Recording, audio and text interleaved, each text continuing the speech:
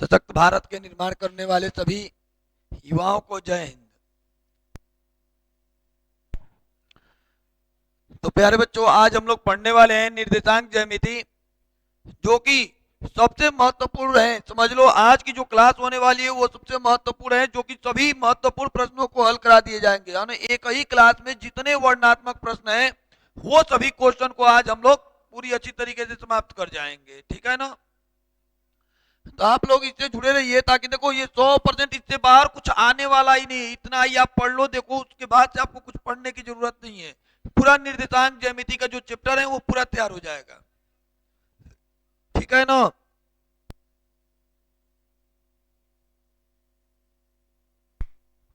थोड़ा आप लोग लाइव क्लास से जुड़ जाइए, जल्द से जल्द। देखते हैं कितने बच्चे जुड़ गए हैं। दीपक भैया जुड़ गए हैं, और उसके बाद से सिमरन प्रजापति जुड़ गई है। बहुत अच्छी बात है कि आप लोग जुड़ चुके हो।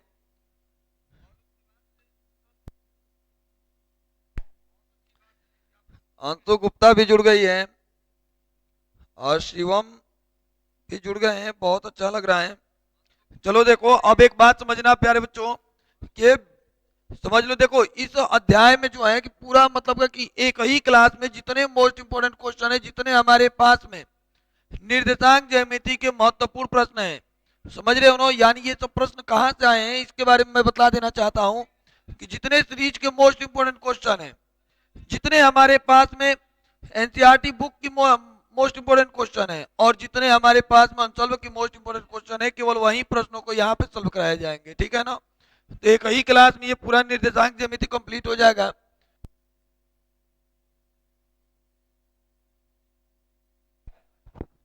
तो चलो प्यारे बच्चों, प्रश्न संख्या 1 पे चलते हैं और 1 नंबर से देखना शुरू करते हैं। ठीक है ना? ये देखो, ये क्वेश्चन दिया है कि y का वह मान ज्ञात कीजिए जिसके लिए बिंदु P और बिंदु Q के बीच की दूरी 10 मात्रक है। तो देखो, ये 2020 में आया हुआ प्रश्न है प्यारे बच्चों, इस पर ध्यान दीजिएगा आप लोग। ये 2020 में आया है, 2022 में आया है, 2023 में आया और 2024 में आ गया है। ठीक है ना? तो ऐसे क्लास को कैसे, देखो इस तरीके के सवाल को हम लोग कैसे सॉल्व करते हैं इसके बारे में जानते हैं। देखो, पहला नंबर यहाँ पे समझ लो कि इसको हम x1 बोलते हैं, इसको क्या बोलते हैं? y1 बोलते हैं। यहाँ पे लिख दोगे आप लोग। देखो यहाँ पे आप लिख लेना, x1 का मान हम लोगों को मिल गया प्यारे बच्चों 2, y1 का मान मिल जाएगा हम लोग कितना प्यारे बच्चों? -3। उसके बाद से हमारे पास मिल जाएगा x2 का मान मिल जाएगा, कितना मिल जाएगा प्यारे बच्चों? 10। और y2 का मान मिल जाएगा प्यारे बच्चों y। ठीक है ना? इस तरीके से हमने निकाल लिया, और बीच की दूरी दे दिया, यानी पी क्यू का मान भी दे दिया है। पी क्यू का मान कितना दे दिया है प्यारे बच्चों? 10 मात्रक।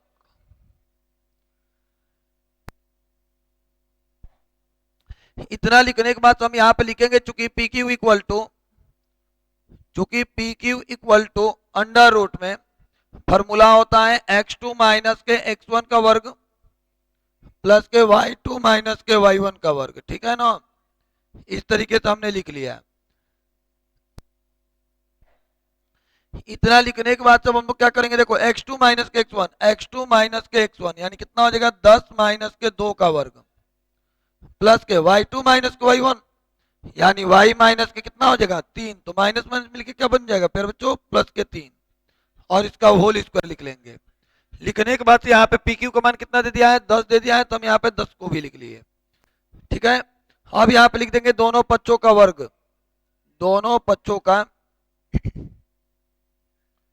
याद रख लीजिएगा आप लोग कि दोनों पक्षों का हमें वर्ग करना पड़ेगा। यहाँ पे लिख देंगे दोनों पक्षों का वर्ग। तो अब सुनो,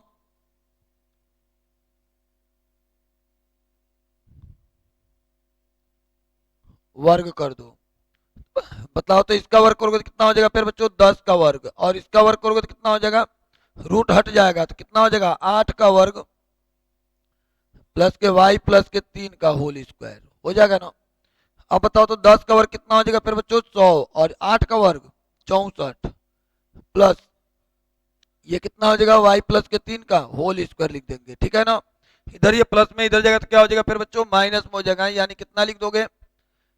100 माइनस के कितना हो जाएगा? 64 इक्वल टू कितना हो जाएगा फिर बच्चों? देखो y प्लस के 3 का होल स्क्वायर, y प्लस के 3 का होल स्क्वायर लिख दोगे। 100 में से जब 64 जाएगा तो कितना आ जाएगा फिर बच्चों, 36 इक्वल टू कितना हो जाएगा, वाई प्लस के 3 का होल स्क्वायर। स्क्वायर को इधर भेज दो, कितना हो जाएगा, अंडर रूट में 36 हो जाएगा। हाँ 36 हो जाएगा तो इधर कितना बच जाएगा फिर बच्चों, वाई प्लस के 3। 36 का वर्गमूल कितना हो जाएगा, प्लस माइनस के 6 हो जाएगा, और इक्वल टू वाई प्लस के 3 को लिख देंगे, ठीक है ना। अब इतना लिखने के बाद क्या करोगे, इधर ये प्लस में इधर जगह तो क्या हो जाएगा फिर बच्चों, माइनस में हो जाएगा, यानी प्लस माइनस के 6 और माइनस के 3 इक्वल टू वाई। अब बताओ तो यहाँ पे लिख देंगे एक बार प्लस लेने पर, प्यारे बच्चों ये लिखना पड़ेगा प्लस लेने पर, है ना। तो प्लस ले लो तो यहाँ पे कितना हो जाएगा, 6 माइनस के 3 इक्वल टू के वाई। तो यहाँ पे कितना आ जाएगा, 3 इक्वल टू वाई आ जाएगा। तो वाई का मान कितना मिल गया फिर बच्चों, 3। एक बार यहाँ पे लिख दोगे माइनस लेने पर, ठीक है ना। यहाँ पे माइनस के 6 और माइनस के 3 इक्वल टू वाई, तो यानी माइनस के 9 इक्वल टू वाई। तो वाई का मान कितना मिल गया, एगो माइनस के 9 और एगो मिल गया 3। याद रख लो, देखो ऐसे हम लोग क्या करेंगे, इस तरीके से इसको हल करेंगे और हल करके y का मान निकाल लेंगे, ठीक है ना। तो ये बोला था कि y का मान निकालना है, तो y का मान क्या आ गया, एगो 3 आ गया, एगो क्या आ गया, माइनस के 9 आ गया।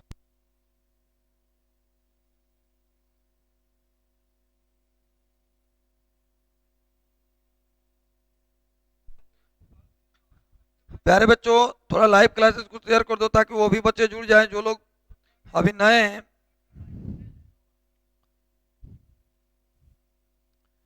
चलो देखो अगले नंबर क्वेश्चन की तरफ चलते हैं और अगले नंबर क्वेश्चन को देखते हैं।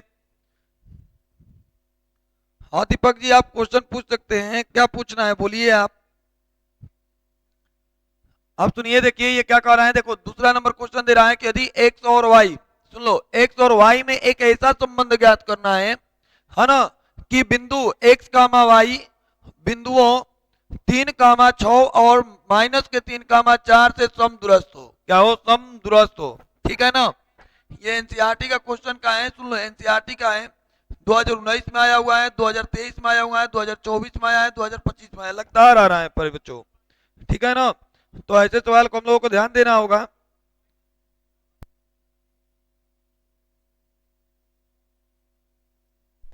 देखो प्यारे बच्चों आज की क्लास में पूरा निर्देशांक ज्यामिति को हम लोग समाप्त करने वाले हैं, बात समझ लीजिएगा। जितना महत्वपूर्ण प्रश्न है जो पेपर में आने वाले हैं केवल वही प्रश्नों को यहाँ पे टच किया जाएगा, ठीक है ना। तो देखो यहाँ पे हमें क्या है, तो संबंध ज्ञात करने हैं, तो संबंध कैसे निकाला जाएगा, देखो लिखने का भी तरीका जानना है कि बोर्ड एग्जाम में लिखते कैसे है, ठीक है ना। तो यहाँ पे हम लोग लिखेंगे क्या, देखो पहले यहाँ पे लिखेंगे माना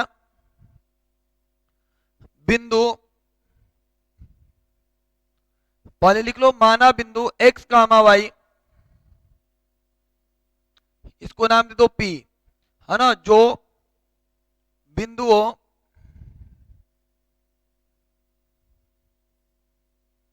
ठीक है ना A, इसका नाम A दे दो, इसका नाम A दे दो। A का मान कितना हो जाएगा, 3 कामा 6 और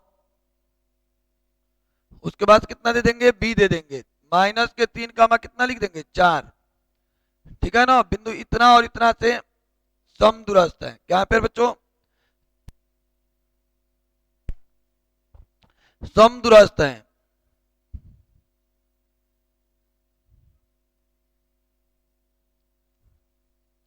समझ लीजिए प्यारे बच्चों, समदूरस्थ का मतलब ये होता है कि समान दूरी पर है, यानी क्या कि P बिंदु है ना, ये देखो ये P बिंदु है, P से A की दूरी और P से B की दूरी दोनों क्या है, समान है, समझ रहे हो ना। यहाँ से इसकी लंबाई और यहाँ से इसकी लंबाई दोनों क्या है, आपस में बराबर है, क्योंकि समदूरस्थ बोला है, ठीक है ना। तो यहाँ पर हम लिख देंगे चूंकि पी ए जो है वो किसके बराबर हो जाएगा, पी बी के बराबर हो जाएगा, ठीक है ना। प्यारे बच्चों याद रख लीजिएगा कि पी ए की दूरी और पी से बी की दूरी दोनों आपस में क्या होंगे, बराबर होंगे, क्योंकि समदूरस्थ बोल दिया है ना, इसलिए। तो बताओ तो पी ए की पी ए निकाल लोगे कि नहीं निकाल लोगे, बताओ तो पी ए कैसे निकलेगा, देखो तो P से A की दूरी निकालोगे तो x माइनस के कितना लिख दोगे, 3 का होल स्क्वायर, प्लस के y माइनस के कितना लिख दोगे, 6 का होल स्क्वायर, इक्वल टू देखो P भी निकाल दो, तो बताओ तो P भी निकालो, x माइनस के कितना हो जाएगा, माइनस के 3, तो माइनस माइनस क्या हो जाएगा, प्लस के 3 का होल स्क्वायर। उसके बाद क्या लिखोगे, देखो y माइनस के 4 का होल स्क्वायर। इतना लिखने के बाद हम लोग क्या करेंगे, देखो पहला नंबर के दोनों पक्षों का वर्ग कर देंगे, क्योंकि रूट को हटाना है, तो यहाँ पे लिख दोगे दोनों पक्षों का वर्ग, दोनों पक्षों का वर्ग, ठीक है ना। तो हम यहाँ पे दोनों पक्षों का वर्ग करेंगे तो रूट क्या हो जाएगा, हट जाएगा, यानी x माइनस के 3 का होल स्क्वायर प्लस के y माइनस के 6 का whole square equal to x plus के 3 का होल स्क्वायर प्लस के y माइनस के 4 का होल स्क्वायर। इतना लिखने के बाद से हम लोग क्या करेंगे कि a माइनस बी के होल स्क्वायर पे तोड़ देंगे, है ना। याद रखिएगा आप लोग, यहाँ पे a माइनस के b के होल स्क्वायर पे क्या कर देंगे फिर बच्चों, तोड़ देंगे। इसको मिटा लेते हैं। यहाँ पे याद रख लीजिएगा आप लोग, ये लिख देते हैं a माइनस के b का होल स्क्वायर होता है फिर बच्चों a स्क्वायर प्लस के b स्क्वायर प्लस के माइनस के 2ab होते हैं, है ना, माइनस के 2ab, और a प्लस के b का होल स्क्वायर होते हैं, क्या होते हैं फिर बच्चों, a स्क्वायर प्लस के b स्क्वायर प्लस के 2ab, यही हमारे पास में होते हैं। इस फॉर्मूले पे ध्यान दीजिएगा। अब समझो इसके आगे हम लोग लिख रहे हैं, यहाँ पे लिखते हैं, सुनो, x माइनस के 3 का होल स्क्वायर कितना हो जाएगा, एक्स स्क्वायर प्लस 9 माइनस के कितना हो जाएगा फिर बच्चों 6x प्लस के, इसके को तोड़ो तो y स्क्वायर प्लस के कितना हो जाएगा 36 माइनस के कितना हो जाएगा 12x, फिर इधर हम तोड़ेंगे तो कितना हो जाएगा एक्स स्क्वायर प्लस के 9 प्लस के कितना हो जाएगा 6x। अब इसके को तोड़ दो तो ए स्क्वायर यानी कि यहाँ पे लिख दोगे y स्क्वायर प्लस के 16 और ये कितना हो जाएगा माइनस के 8y। इस तरीके से लिखने के बाद से प्यारे बच्चों आप लोगों को दिख रहा होगा यहाँ पे कि एक्स स्क्वायर इधर प्लस में है और इधर भी क्या है प्लस में, क्योंकि इधर प्लस में इधर जाता तो क्या हो जाता माइनस में, यानी कट जाता है, तो कट जाता तो हमारे पास में कुछ बचता ही नहीं। हम लोग तो इधर 9 से 9 भी क्या हो जाएगा फिर बच्चों कट जाएगा, वाई स्क्वायर से वाई स्क्वायर भी कट जाएगा, ये सब आपस में क्या हो गए कट गए, क्योंकि इधर प्लस में इधर जाता तो माइनस में होता है, यानी कटना पड़ता है। तो इस तरीके से कटाने के बाद से हम लोग क्या लिखेंगे यहाँ पे, ये ध्यान दीजिए, देखो यहाँ पे 36 है ना, तो यहाँ पे 36 लिख दो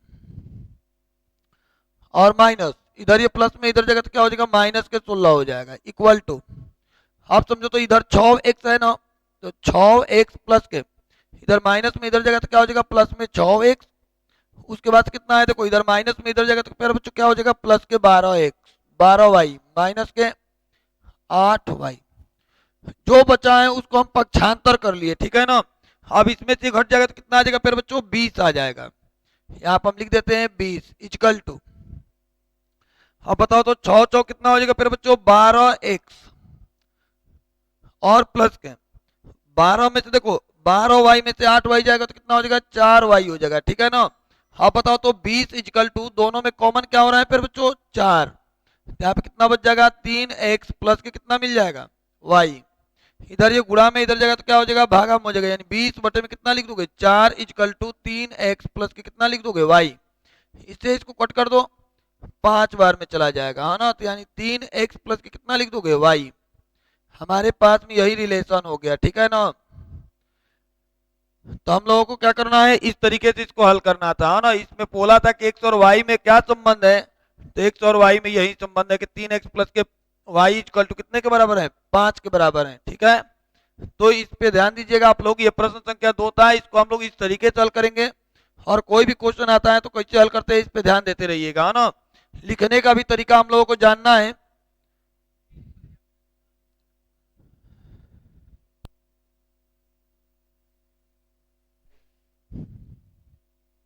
तो प्यारे बच्चों आप लोग देखते रहिएगा क्लास को अंत तक। अब सुनो, देखो प्रश्न संख्या 3 की तरफ चलते हैं। 3 नंबर प्रश्न क्या कह रहा है इस पे ध्यान दो। देखो प्रश्न संख्या 3 ये कह रहा है कि उस बिंदु के निर्देशांक ज्ञात कीजिए, कह रहा है कि उस बिंदु के निर्देशांक ज्ञात कीजिए जो बिंदु -1,7 और 4,-3 को मिलाने वाली रेखाखंड को 2:3 के, है ना, अनुपात में क्या करता है विभाजित करता है। प्यारे बच्चों ये देखो कितना बढ़िया सवाल है कि 2019 में भी आया है, 2022 में भी आया है, 23 में भी आया है, 24 में भी आया है, 25 में भी आया है। इस तरीके के क्वेश्चन कितने बढ़िया है कि हर साल रिपीटेड कर रहा है, यानी ऐसे प्रश्न को पढ़ना बहुत जरूरी है ना। तो इस पे ध्यान दीजिएगा क्योंकि ये एनसीईआरटी बुक का है, ठीक है। तो ऐसे सवाल को हम लोग कैसे करेंगे, तो कह रहा है कि उस बिंदु के निर्देशांक ज्ञात करना है। है ना। तो यहां पे लिखने का तरीका भी देखो, यहां पे लिखेंगे माना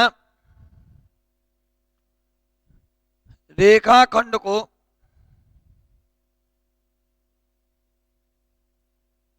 विभाजित करने वाले बिंदु के निर्देशांक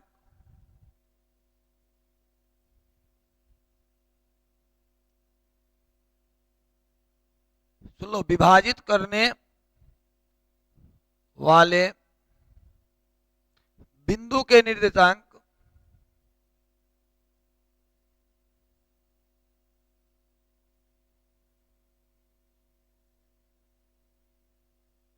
समझना, बिंदु के निर्देशांक हमारे पास में कितना है, x कामा y है। यहां पे सबसे पहले मान लेंगे कि माना, है ना, रेखाखंड को विभाजित करने वाले बिंदु के निर्देशांक क्या है फिर बच्चों, x कामा y है। तो जब ये हमारे पास में x कामा y है तो अब इसके आगे समझते हैं। सुन लो, अब यहाँ पे इतना लिख लिए ना, अब इतना लिखने के बाद सब समझना, यहाँ पे लिखोगे x1 का मान, x1 हम इसको बोलेंगे, ठीक है ना, और इसको क्या बोलेंगे, y1 बोल देंगे। तो x1 का मान कितना हो जाएगा, -1, और y1 का मान कितना हो जाएगा फिर बच्चों, 7। फिर इसी प्रकार से हम यहाँ से देखो x2 का मान इसको मान लेंगे, x2 इक्वल टू कितना हो जाएगा फिर बच्चों, 4, और y2 इक्वल टू कितना हो जाएगा फिर बच्चों, -3 हो जाएगा। तो x1 y1 x2 y2 का मान निकाल लिए। निकालने के बाद अब हम यहाँ पे निकालेंगे, देखो m1 का मान दे दिया है, m1 का मान प्यारे बच्चों कितना दे दिया है, 2, और m2 का मान कितना दे दिया है, 3। निकाल लिए ना, निकाल करके अब हम यहाँ पे लिखेंगे अंतः विभाजन बिंदु, अंतः विभाजन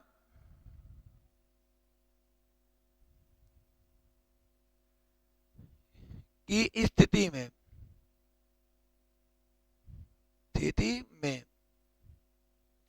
ये लिख लोगे ना, अंतः विभाजन की स्थिति में। अब इतना लिखने के बाद अब हम लोग यहाँ पे लिखेंगे कि x1 इक्वल टू, सुन लो, x इक्वल टू होता है m1 x2 plus m2 x1 बटे में कितना होते हैं फिर बच्चों, m1 प्लस के m2 होते हैं। ये फॉर्मूला याद रखिएगा, x equal to m1 x2 plus के m2 x1 बटे में कितना होते हैं, m1 प्लस के m2 होते हैं। अब यहाँ पे हम लोग मान को रख देंगे, ठीक है ना।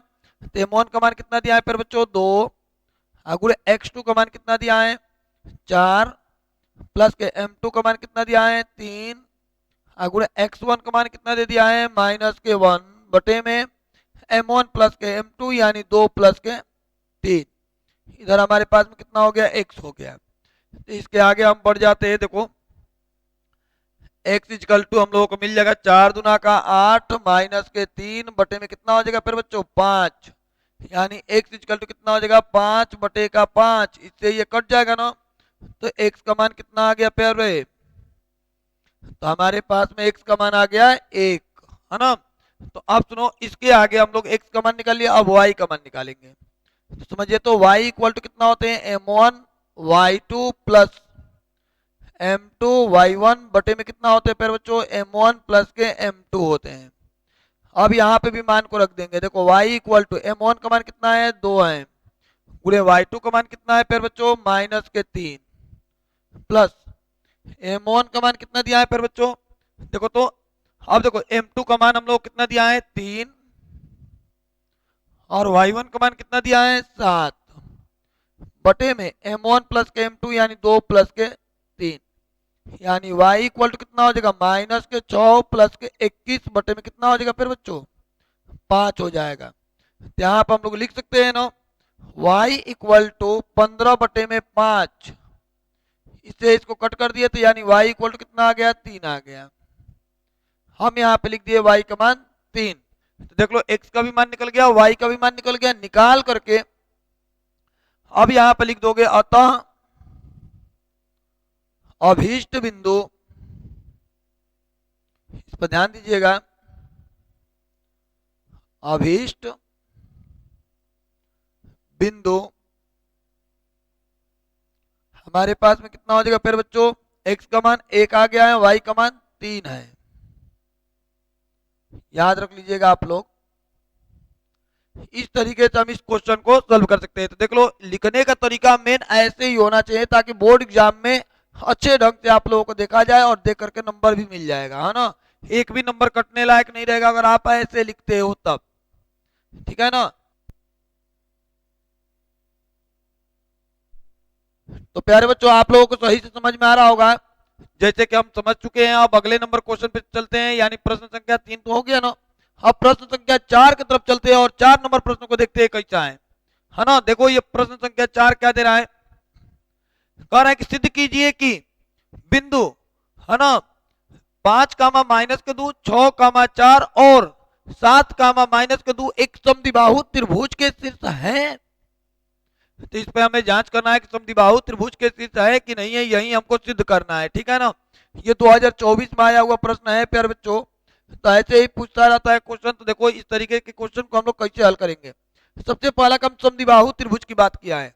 हाँ, समद्विबाहु त्रिभुज किसे कहते हैं, तो जिस त्रिभुज की दो भुजाएं आपस में बराबर होती है उसे हम क्या कहते हैं, समद्विबाहु त्रिभुज कहते हैं, ठीक है ना। जिस त्रिभुज की दो भुजाएं आपस में बराबर होती है उसे हम समद्विबाहु त्रिभुज कहते हैं। तो हम इसके अगला नंबर सवाल को देखते हैं, सुनो। तो देखो पहले यहां पे लिख दोगे, माना त्रिभुज ए बी सी के शीर्ष ए हमको कितना दे दिया, 5 कामा माइनस के 2। बी कितना दे दिया है प्यारे बच्चों, यहां पे लिख दो तो 6 कामा 4 और सी को क्या लिख दोगे, सी लिख दोगे कि 7 कामा माइनस के 2 है। इस तरीके से हमने मान लिया ए बी और सी। इतना निकालने के देखो ए बी सी निकाल लिए ना। निकालने के बाद अब यहाँ पे ये शीर्ष है, तो अब इसके आगे लिखेंगे, सुनो। सबसे पहला काम क्या, हमें त्रिभुज है, हाँ त्रिभुज की कोई दो भुजा निकालो, अगर आपस में बराबर हो जाएंगी तो क्या होगा, समद्विबाहु त्रिभुज हो जाएगा। तो हम पहला नंबर ए बी निकालेंगे। क्या निकालेंगे फिर बच्चों, ए बी। अब बताओ, तो ए बी निकालने के लिए हमें एक फॉर्मूला मिलता है, क्या मिलता है, x2 माइनस के x1 का वर्ग प्लस के y2 माइनस के y1 का वर्ग, यही ना होते हैं फॉर्मूला में। बताओ तो प्यारे बच्चों, x2 माइनस के x1, बताओ तो x2 माइनस के x1 यानी 6 माइनस के 5 का वर्ग प्लस के y2 माइनस के y1 यानी 4 माइनस के, तो माइनस के 2, तो माइनस माइनस मिलके क्या हो जाएगा, प्लस में हो जाएगा। तो आप बताओ तो प्यारे बच्चों, इसमें से घट घट क्या आएगा, 1 का वर्ग प्लस ये 4 2 6 का वर्ग, यानी कितना हो जाएगा फिर बच्चों, 1 प्लस के कितना हो जाएगा 36, यानी कितना हो जाएगा फिर बच्चों, अंडर रूट में 37 हो जाएगा। यानी हम ए बी का माप निकाल लिए ना। इसी प्रकार से हम क्या निकालेंगे, बीसी की मान निकालेंगे। तो देखो बीसी निकाल लो तो फिर बच्चों बीसी, तो बीसी के लिए हम क्या करेंगे, देखो बी और सी में देखो, तो x2 माइनस के x1 का वर्ग यानी 7 माइनस के 6 का होल स्क्वायर प्लस के y2 माइनस के y1 का वर्ग यानी माइनस के 2 और माइनस के 4 का होल स्क्वायर। इसी को हम सॉल्व कर देंगे, कितना आ जाएगा फिर बच्चों, 1 का वर्ग प्लस ये वाले क्या लिख सकते हैं, माइनस के 6 का वर्ग। अब बताओ तो प्यारे बच्चों, यहाँ पे हम लोग क्या लिख लेंगे, ए, इस पर ध्यान दीजिएगा आप लोग। देखो यहाँ पर हम लोग लिख सकते हैं ना, B C equal to under root में 1 प्लस के कितना लिख देंगे 36, यानी अंडर रूट में कितना हो जाएगा फिर बच्चों, 37 हो जाएगा। तो हम बी सी भी निकाल लिए, दो तो भुजा निकाल लिया, दोनों को दोनों तो यहीं पे बराबर दिख गया है, तो हमें तीसरा का निकालने की भी जरूरत नहीं है, लेकिन निकाल करके दिखा देते हैं आप लोगों को। एक बार हम ए सी निकालेंगे। क्या निकालेंगे फिर बच्चों, ए सी। ए सी कैसे निकलेगा, तो देखो x2 माइनस के x1 का वर्ग यानी 7 माइनस के 5 का वर्ग प्लस के y2 माइनस के y1 का वर्ग, तो यानी माइनस माइनस ये क्या हो जाएगा, प्लस हो जाएगा।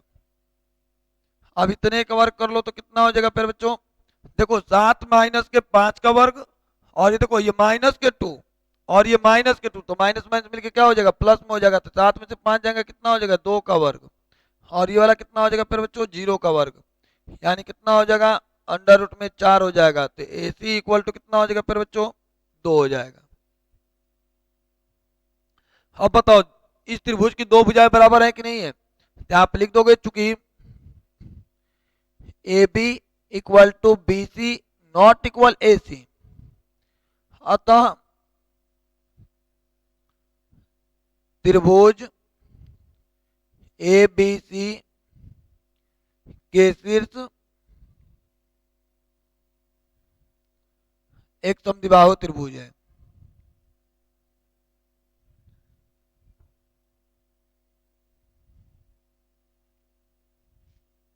चलो इतना एक समद्विबाहु त्रिभुज के शीर्ष है, अतः ए बी और सी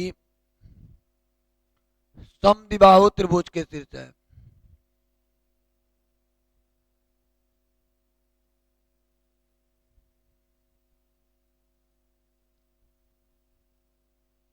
इसी तरीके से हमें लिखना है कि अतः ए बी सी समद्विबाहु त्रिभुज के शीर्ष है, ठीक है ना।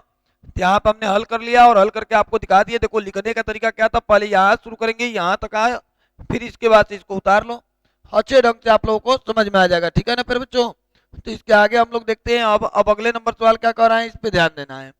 अब देखो प्रश्न संख्या 5 की तरफ चलते हैं।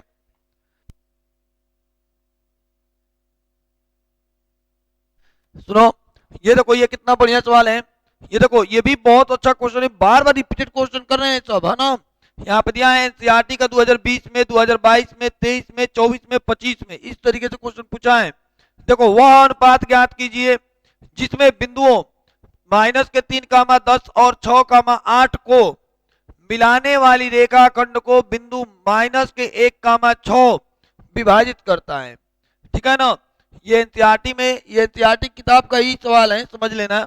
और ये 2020 में भी पूछा है, 2022 में भी, 2023 में भी, 24 में भी और 25 में भी। इतने सन में हम लोगों से क्या कर लिया है, प्रश्न कर दिया है। तो प्यारे बच्चों ऐसे क्वेश्चन पे तो सबसे पहले ध्यान होना चाहिए। तो देखो हमें कह रहा है कि वह अनुपात ज्ञात करना है, ठीक है ना, जो बिंदु इतना और इतना को मिलाने वाली रेखाखंड को विभाजित करता है। तो यहाँ पे लिख दोगे माना बिंदु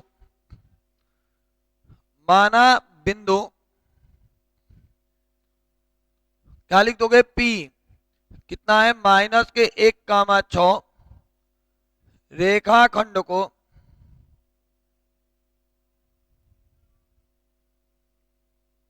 M1 व M2 के अनुपात में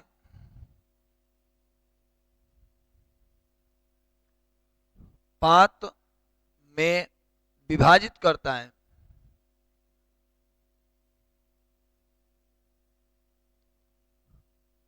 तो प्यारे बच्चों हम लोगों को ये पता होना चाहिए कि ये क्या करता है, M1 रेशियो M2 के अनुपात में क्या करता है, विभाजित करता है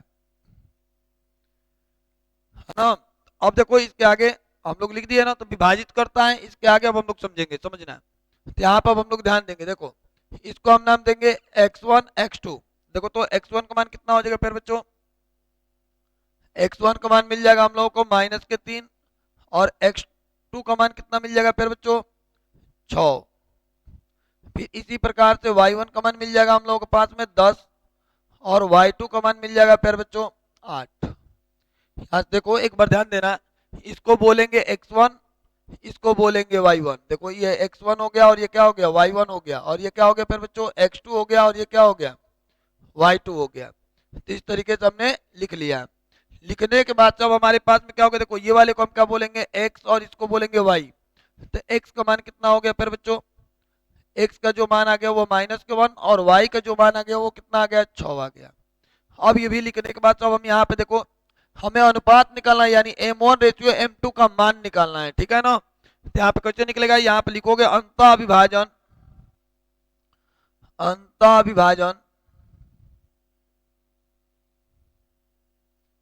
की स्थिति में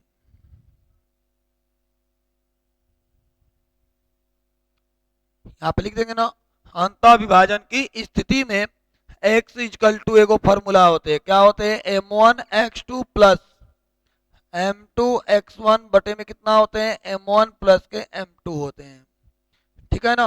अब हम इतना लिखने के बाद x का मान कितना दिया है फिर बच्चों -1 इक्वल टू M1 का तो माने नहीं दिया है, तो M1 को वैसे ही लिख दो गुणे x2 बताओ तो x2 का मान कितना दिया है 6 प्लस m2 का मान कितना दिया है पर बच्चों नहीं दिया है तो वैसे ही लिख दो, और गुणे x1 का मान कितना दे दिया है -3 बटे में m1 प्लस के m2, m1 m2 का तो माने नहीं दिया है तो m1 प्लस के m2 को वैसे ही लिख देंगे।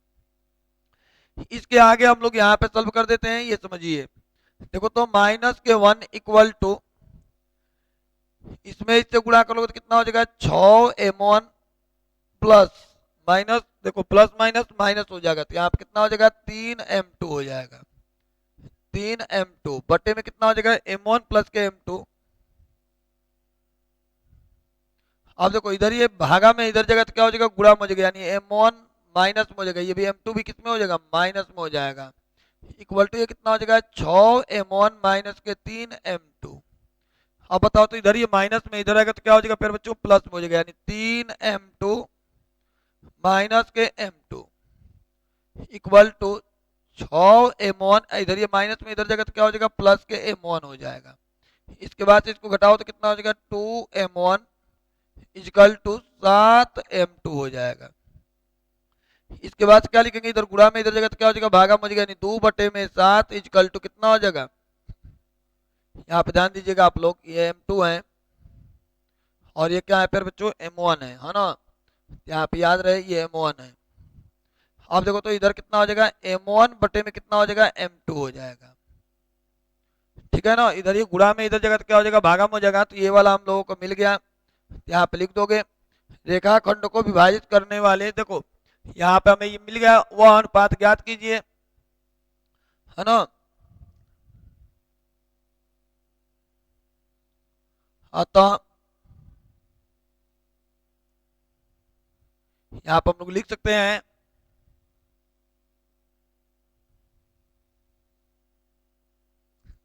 यहाँ पे लिख सकते हो, अतः रेखाखंड को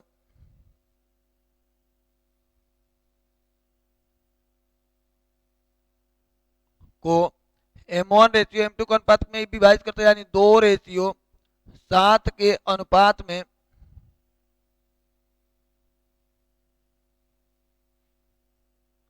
विभाजित करता है।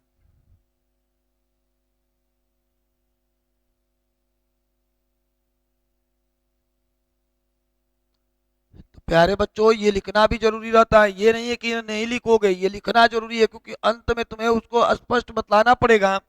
ये बताओ कि रेखाखंड को 2:7 के अनुपात में विभाजित करता है, किस अनुपात में विभाजित करता है ये बोला है ना, वह अनुपात ज्ञात कीजिए जिसमें बिंदु इतना है इतना को क्या करता है विभाजित करता है। तो कौन सा है, तो बता दो 2:7 के अनुपात में ये क्या करता है विभाजित करता है।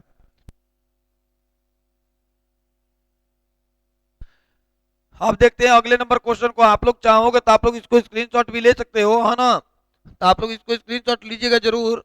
अब अगले नंबर क्वेश्चन पे चलते हैं, देखते हैं क्या कह रहा है, ठीक है ना। अब देखो तो ये अगला नंबर क्वेश्चन हम लोगों को दिया है, इस पे थोड़ा ध्यान दीजिएगा आप लोग। प्यारे बच्चों आप लोगों से एक बात कर रहा हूँ कि आप लोग भी मतलब कि चैनल को थोड़ा सब्सक्राइब करवाइएगा और चैनल को शेयर कीजिएगा। अगर आप लोगों को अच्छा मतलब पढ़ाया हुआ हमारा समझ में आ रहा हो अच्छे ढंग से, तो आप लोग हमारी डेली लाइव क्लासेस जो चलती है वो शाम 7 बजे चलती है, और लाइव क्लासेस से जुड़ना ना भूलिएगा क्योंकि यूपी बोर्ड के लिए सबसे बेहतर क्लासेज है ना, तो इस पे हम लोगों का ध्यान रहे तो ही अच्छा है। सुन लो ये वाला क्वेश्चन पे ध्यान देते हैं, 6 नंबर पे ये क्या बोला है, देखो 6 नंबर क्वेश्चन देखो कितना अच्छा क्वेश्चन है। ये कह रहा है कि दिखाइए कि बिंदु 1,7 4,2 और -1, -1 तथा -4, एक वर्ग के शीर्ष है कि नहीं है ना, यही बताना है कि ये वर्ग है कि नहीं है ना, ये वर्ग के शीर्ष है, यही हम लोगों को सिद्ध करना है। तो प्यारे बच्चों देखो इसको हम कैसे सॉल्व करेंगे, इस पे ध्यान देते हैं। पहले यहाँ पे लिखने का भी तरीका समझते चलना है, तो यहाँ पे लिखोगे पहले सबसे पहला काम कि माना चतुर्भुज, ये चतुर्भुज का सिंबल है ABCD के शीर्ष क्रमशः,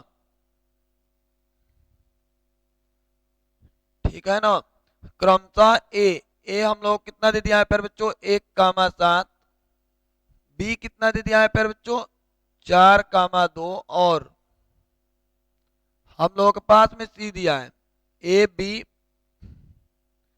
और यहाँ पे इसे मिटा देते हैं, है ना, ए बी सी लिख लो पहले। सी सी हम लोग कितना दे दिया -1, और डी डी हम लोगों के पास में दे दिया है प्यारे बच्चों -4, है। ऐसे ही हम लोग लिखेंगे इसको, पहले ये लिख लोगे ना। अब इतना लिखने के बाद जब हम लोग क्या करेंगे, यहाँ पे देखो, यहाँ पे एक हम बना लेते हैं आप लोगों के लिए, ये चतुर्भुज को बना लेते हैं, ठीक है ना। इस पे ध्यान दीजिएगा, हम एक चतुर्भुज को निर्माण कर देते हैं और यहाँ पे लिख देते हैं, देखो यहाँ पे लिख देते हैं 1,7, उसके बाद कितना है 4,2 है। उसके बाद हम लोग कितना दिया है -1, दिया है। उसके बाद हम लोग को -4 दे दिया। इस तरीके से हमने एक चतुर्भुज को बना लिया। वर्ग किसे कहते हैं इसके भी बारे में जान लो। वर्ग किसे कहते हैं, जिस चतुर्भुज की चारों भुजाएं आपस में बराबर होती है ना, सुन लो, जिस चतुर्भुज की चारों भुजाएं आपस में क्या होती है, बराबर होती है, तथा विकर्ण भी आपस में क्या होते हैं प्यारे बच्चों, बराबर होते हैं। विकर्ण भी आपस में बराबर होते हैं, तो उस चतुर्भुज को हम वर्ग कहते हैं। केवल चारों भुजाएं बराबर होने से वर्ग नहीं हो जाता है। क्यों नहीं होता है ये सुन लो, क्योंकि एक ये भी चतुर्भुज होता है जो सम चतुर्भुज बोले जाते हैं। क्या बोले जाते हैं फिर बच्चों, सम चतुर्भुज। हाँ, सम चतुर्भुज किसे कहते हैं, जिस चतुर्भुज की चारों भुजाएं आपस में बराबर होती है। समझ लो, इसकी भी चारों भुजाएं आपस में बराबर होती है, लेकिन विकर्ण आपस में बराबर नहीं होते हैं। इसके विकर्ण जो होते हैं वो बराबर नहीं होते हैं। बस ये डिफिनेशन याद रखिएगा, जिस चतुर्भुज की चारों भुजाएं बराबर होती है और विकर्ण भी बराबर होते हैं, उसे हम क्या कहते हैं, वर्ग कहते हैं, है ना। तो अब अगले नंबर क्वेश्चन की तरफ चलते हैं। यहाँ पे अगले नंबर सवाल क्या कर रहा है, इस पे ध्यान दीजिएगा। यहाँ पे हम लिखेंगे, सुन लो, पहले नंबर हम निकालेंगे क्या, ए बी निकालेंगे, भुजाएं निकालेंगे, है ना, चतुर्भुज की भुजाएं। यहाँ पे लिख सकते हो, तो देखो यहाँ पे भुजाएं निकालो, पहले ए बी निकालेंगे। क्या निकालेंगे फिर बच्चों, ए बी निकालेंगे। तो ए बी निकाल लो तो कैसे निकलेगा, देखो अभी बताया था ना, ये x1 बोले जाते हैं, इसको y1 बोलते हैं, इसको x2 बोलते हैं, इसको y2 बोलते हैं। x2 माइनस के x1 यानी 4 माइनस के 1 का वर्ग प्लस y2 माइनस के y1 यानी 2 माइनस के 7 का वर्ग। लिख लोगे ना। अब बताओ तो ये कितना हो जाएगा, 4 में से एक जगह कितना आ जाएगा फिर बच्चों, 3 का वर्ग प्लस के, इसमें से घटाओगे तो माइनस के 5 का वर्ग। इसको सॉल्व कर लो, कितना आ जाएगा, 3 का वर्ग 9 हो जाएगा, और ये कितना हो जाएगा 25 हो जाएगा। अब जोड़ दो तो कितना आ जाएगा 25 9 34, ठीक है ना। तो हम ए बी निकाल लिए। ए बी का माप कितना निकल गया फिर बच्चों, 34 निकल गया। रूट में कितना निकल गया, 34 निकल गया। यानी ए इसको मान लो, बी इसको माने, सी इसको माने, डी इसको माने, तो इसकी लंबाई कितनी आ गई, अंडर रूट में 34 आ गया। ठीक इसी प्रकार से हम क्या निकाल देंगे फिर बच्चों, बी सी निकालेंगे। लिखने का तरीका सेम यही रहना चाहिए। अब हम क्या निकाल देंगे, बीसी निकालेंगे। तो बताओ तो बीसी कैसे निकलेगा, बी और सी, तो अंडर रूट में x2 माइनस के x1 का वर्ग, x2 माइनस के x1 का वर्ग, यानी कितना कर लोगे, माइनस के 1 और माइनस के 4 का वर्ग प्लस y2 माइनस के y1 का वर्ग, माइनस के 1 और माइनस के 2 का वर्ग। इसको हम सॉल्व कर देंगे ना, तो माइनस के 5 का वर्ग प्लस के माइनस के 3 का वर्ग। बताओ तो प्यारे बच्चों क्या आ जाएगा, ये हो जाएगा 25 और ये हो जाएगा 9, 25 9 कितना हो जाएंगे, 34 हो जाएंगे। यानी बीसी की माप निकल गई अंडर रूट में 34। जब हम ए बी निकाल लिए, बीसी निकाल लिए, तब अब हम क्या निकालेंगे, तो ए बी बीसी निकालने के बाद अब हम ए सी निकालेंगे, और ए सी की लंबाई निकालो। तो बताओ तो ए और सी की लंबाई कैसे निकलेगा, तो अब देखो ए बी बी सी और सी डी यहाँ पे लिख लो। क्या लिख लो, सी डी लिख लो, रुक जाओ, यहाँ पर हम निकालेंगे सी डी। थोड़ा सा ध्यान दीजिएगा आप लोग। अब यहाँ पर हम निकाल देते हैं सी डी, सी और डी निकालोगे। सी डी कैसे निकलेगा, तो बताओ सी डी को निकालने के लिए x2 माइनस के x1 का वर्ग, तो माइनस के 4 और माइनस माइनस क्या हो जाएगा, प्लस के 1 का वर्ग प्लस के y2 माइनस के y1 का वर्ग, तो 4 और ये माइनस माइनस प्लस के 1 का वर्ग हो जाएगा। तब हम इसको निकाल देंगे ना फिर बच्चों, कितना निकल जाएगा, ये माइनस के 3 का वर्ग हो जाएगा और ये प्लस के कितना हो जाएगा 5 का वर्ग हो जाएगा। तो बताओ तो ये कितना हो जाएगा अंडर रूट में 9 और प्लस के कितना हो जाएगा 25। 25 में 9 को जोड़ दोगे तो कितना आ जाएगा अंडर रूट में 34 आ गया, यानी सीडी का भी माप 34 आ गया, रूट में कितना आ गया 34 आ गया। अब इतना निकालने के बाद अब ये एक चीज और निकालना पड़ेगा, क्या? देखो ए बी निकाले अंडर रूट में 34, बी सी निकाले अंडर रूट में 34 और सी डी भी निकाल दिया अंडर रूट में 34। तो अब हम क्या निकालेंगे, एक बार ए डी निकालोगे। तो बताओ तो प्यारे बच्चों ए डी भी निकाल लोगे कि नहीं निकाल लोगे ए डी। अब ए डी की माप कैसे निकालेंगे तो बताओ, x2 माइनस के x1 का वर्ग, यानी ऐसे ही सोच लो x2 माइनस के x1 का वर्ग यानी माइनस के 4 और माइनस के 1 का वर्ग, प्लस के y2 माइनस के y1 का वर्ग यानी 4 और माइनस के 7 का वर्ग। वैसे ही अब हम लोग निकाल दिए यहाँ पे, तो कितना हो जाएगा माइनस के 5 का वर्ग, प्लस के इसमें से इसको घटा दो तो माइनस के 3 का वर्ग, कितना हो जाएगा फिर बच्चों 25 प्लस के कितना हो जाएगा 9, 25 में 9 जोड़ दो अंडर रूट में 34 आ जाएगा। ये एडी भी निकल गया। देखो हम चारों भुजाएं निकाले, चारों की चारों भुजाएं कितना आ गया अंडर रूट में 34 आ गया, ठीक है ना। अब लेकिन एक बात और है, चारों भुजाएं बराबर होना तो हो गया, अभी विकर्ण भी निकालोगे, दोनों विकर्ण भी बराबर होने चाहिए आपस में, तब जाके ये वर्ग कहलाएगा। अगर विकर्ण बराबर नहीं होंगे तो क्या कहलाएगा, वर्ग नहीं है। वो कौन सा चतुर्भुज हो जाएगा, सम चतुर्भुज हो जाएगा, है ना, याद रखिएगा आप लोग। तो इसलिए थोड़ा सा इसको हटा लेते हैं। अब देखिए यहाँ पे सुनिएगा, अब हम लोग यहाँ पे लिखेंगे विकर्ण तथा विकर्ण तथा विकर्ण। अब क्या निकलेंगे, देखो विकर्ण हम इसको भी बोलेंगे और विकर्ण एगो इसको बोलेंगे। तो बताओ एसी है ना विकर्ण, यहाँ पे लिखोगे एसी। अब बताओ तो एसी निकाल दो, तो एसी का नीचे निकलेगा तो x2 माइनस के x1 का वर्ग यानी 1 और माइनस माइनस के 1 का होल स्क्वायर हो जाएगा, तो प्लस हो जाएगा ना। तो देखो 1 आएगा और माइनस तो प्लस में हो जाएगा, अब प्लस के y2 माइनस के y1 का वर्ग यानी 7 और ये माइनस माइनस प्लस हो जाएगा 1। ये कितना हो जाएगा फिर बच्चों 2 का वर्ग प्लस के कितना हो जाएगा, देखो अब यहाँ पे 7 और ये वाला कितना हो जाएगा 1, तो यानी 7 1 8 हो जाएगा, तो अंडर 8 का वर्ग हो जाएगा। तो बताओ तो 2 का वर्ग 4 हो जाएगा और ये 8 का वर्ग कितना हो जाएगा 64 हो जाएगा, तो 64 4 68 हो जाएगा। हम एसी भी निकाल लिए। ध्यान दीजिए एक बार सोचना कि एक और ये माइनस में एक, तो माइनस माइनस क्या हो गया प्लस में हो गया। अब फिर देखो 7 और माइनस के 1, तो माइनस माइनस ये क्या हो जाएगा प्लस हो जाएगा, तो इसको हम कर दिए तो कितना आ गया अंडर रूट में 68 आ गया। तो हम एसी भी निकाल लिए। अब इसके बाद हम लोग के एक चीज और निकालना था, उसके बारे में समझ लेते हैं। सुनो एसी भी निकल गया, अब इसके बाद सुनो हमें एक और निकालना है, क्या निकालना है बीडी निकालना है। क्या निकालना है फिर बच्चों बीडी। तो बीडी को थोड़ा सा जगह चाहिए निकालने के लिए, तो यहाँ पे निकाल देते हैं, आप लोगों को समझ में आ जाएगा। देखो बीडी को निकाल देते हैं यहाँ पे बीडी।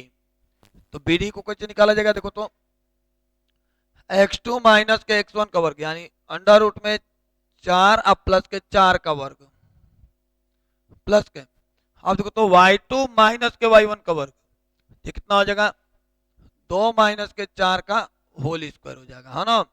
तब हम इसको लिख सकते हैं यहाँ पे 4 4 8 का वर्ग 64 हो जाएगा, प्लस के ये वाला कितना हो जाएगा 2 हो जाएगा माइनस के 2 का वर्ग।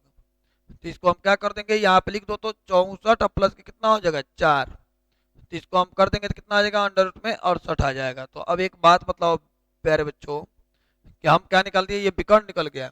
हाँ विकर्ण भी आपस में क्या हो गया प्यारे बच्चों बराबर हो गया।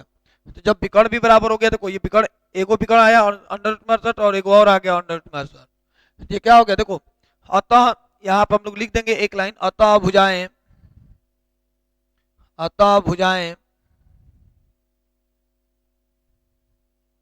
क्या लिखोगे ए बी इक्वल टू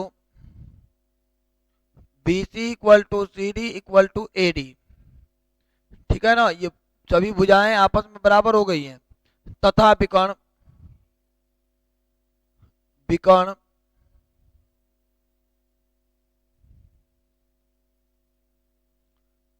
सुनो तथा यहाँ पे क्या लिख देंगे विकर्ण लिख देंगे, विकर्ण। अब क्या है A C equal to equal to B D, A C equal to B D. ये दोनों के दोनों बराबर हो गया ना, इसलिए एक वर्ग है, अतः एक वर्ग है, ठीक है ना। तो इस तरीके से हम इसको सॉल्व कर सकते हैं। आप लोगों को ये समझ में आ गया होगा। देखो पहले चारों भुजाएं पता करो, चारों भुजाएं आपस में बराबर निकल गया, इसके बाद हम विकर्ण निकाल दिए, एगो विकर्ण यहाँ पे, एगो विकर्ण यहाँ पे निकाल दिए, जगह नहीं था इसलिए। आप दोनों विकर्ण निकाल करके यहाँ पे लिख देंगे, तो भुजाएं इतना आपस में बराबर है तथा विकर्ण भी आपस में बराबर है, इसलिए शीर्ष है ना एक वर्ग का निर्माण कर रहे हैं। क्या करेंगे? एक वर्ग बनाएंगे, है ना। इस पर ध्यान दीजिएगा। आप लोग स्क्रीनशॉट भी लेना होगा तो ले सकते हो आप लोग, है ना। आप लोग चाहोगे तो स्क्रीनशॉट भी ले सकते हो, ठीक है ना। आप लोग इसको स्क्रीनशॉट भी ले सकते हो। अब इसके अगले नंबर क्वेश्चन पे चलते हैं। 6 नंबर क्वेश्चन क्या, अब देखो 7वां नंबर क्वेश्चन क्या कह रहा है। देखो ये कितना बढ़िया क्वेश्चन है ना। ये क्वेश्चन 2019 में पूछा हुआ है, उसके बाद से रिपीट नहीं कर रहा है, यानी क्या कहा, इससे क्वेश्चन पे सबसे ज्यादा ध्यान रहे। ये क्या दिया है देखो, यदि बिंदु 1, 2, 4, वाई और x, 6 और उसके बाद कितना दिया है, यहाँ पे लिख दोगे 3, 5 क्रम में लेने पर, इसी क्रम में लेने पर एक समांतर चतुर्भुज के शीर्ष हो तो x और y का मान ज्ञात करना है ना। ये जितने दिए गए हैं ये सब के सब बिंदु जो है कि समांतर चतुर्भुज के एगो शीर्ष है, तो x और y का मान क्या होगा यही हम लोगों से बतलाना है। यही देखो ये समांतर चतुर्भुज के शीर्ष है, तो हम एक समांतर चतुर्भुज को बना लेते हैं, ठीक है ना। फिर बच्चों इस पे ध्यान दीजिएगा, समांतर चतुर्भुज को हम बना लेते हैं। हम यहाँ से एक समांतर चतुर्भुज को बना लेते हैं।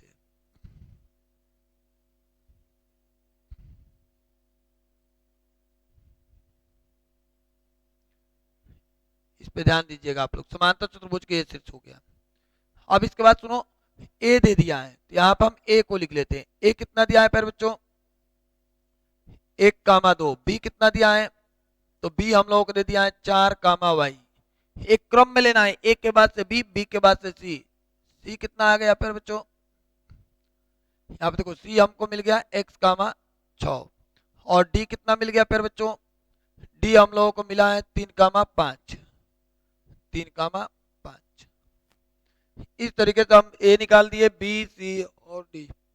ये क्या है, समांतर चतुर्भुज के शीर्ष है ना। समांतर चतुर्भुज किसे कहते हैं, जिस चतुर्भुज की आमने सामने की भुजाएं आपस में बराबर होती है तथा विकर्ण आपस में बराबर नहीं होते हैं, उसे हम क्या कहते हैं, समांतर चतुर्भुज कहते हैं, ठीक है ना। ये भी याद रखिएगा आप लोग। अब समझिए एक बात, यहाँ पे देखो इस तरीके से हमने बना लिया। बनाने के बाद यहाँ पे हम लोग लिखेंगे क्या, ये सुनिए। पहले लिखेंगे माना, है ना, चतुर्भुज ए बी सी डी के शीर्ष क्रमशः, क्या दिया है फिर बच्चों, देखो ए बी सी डी के शीर्ष क्रमशः ए दे दिया है। ए हम लोग कितना दिया है, ये सुनो, ए हम लोगों को दे दिया है 1, 2। बी को हम लोग अभी माने ही है 4, वाई। सी कितना दिया है फिर बच्चों, सी हम लोगों को दे दिया है x, 6 और डी दे दिया है। डी कितना दिया है, 3, 5 है।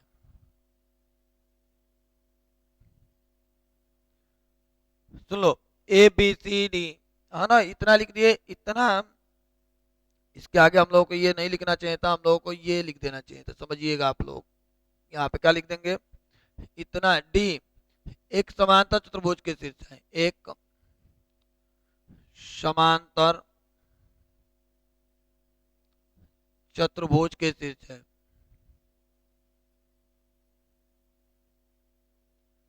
के शीर्ष है। लिख लोगे ना, एक समांतर चतुर्भुज के शीर्ष है। एक बात तो याद रख लीजिएगा आप लोग, समांतर चतुर्भुज के जो शीर्ष होते हैं, यहाँ पे याद रखिए, एक समांतर चतुर्भुज के शीर्ष है ना, तो समांतर चतुर्भुज के जो शीर्ष होते हैं वो, यहाँ पे ध्यान दीजिए कि समांतर चतुर्भुज के जो शीर्ष होते हैं वो विकर्ण, सुन लो, ये शीर्ष तो ये है ना, इसके जो विकर्ण होते हैं समांतर चतुर्भुज के, ये जो विकर्ण होते हैं हमारे पास में प्यारे बच्चों, ये विकर्ण जो होते हैं एक दूसरे को, याद रख लीजिएगा, ये परिमेय भी है। समांतर चतुर्भुज के विकर्ण जो होते हैं एक दूसरे को, है ना, यानी कि मध्य बिंदु पर समद्विभाजित करते हैं। कहाँ पे काटते हैं फिर बच्चों? मध्य बिंदु पर ये समद्विभाजित करते हैं, है ना, याद रखिएगा। ये एक मध्य बिंदु पर क्या करते हैं? समद्विभाजित करते हैं। मतलब कि इसका मध्य बिंदु, बीडी का मध्य बिंदु और एसी का मध्य बिंदु दोनों का एक ही होता है। एक ही बिंदु पर ये दोनों क्या करते हैं? जिस बिंदु पर प्रतिच्छेद करते हैं, सुन लो, समांतर चतुर्भुज के विकर्ण जो होते हैं जिस बिंदु पर प्रतिच्छेद करते हैं, है ना, वो क्या होता है? मध्य बिंदु पर प्रतिच्छेद करते हैं, है ना। यानी क्या करते हैं? यहाँ पे मध्य बिंदु पर प्रतिच्छेद करते हैं। तो अब हम लोग क्या करेंगे यहाँ पे समझिए। तो हम यहाँ पे लिखेंगे, चूंकि एक लाइन समझ लीजिएगा यहाँ पे, चूंकि समांतर चतुर्भुज के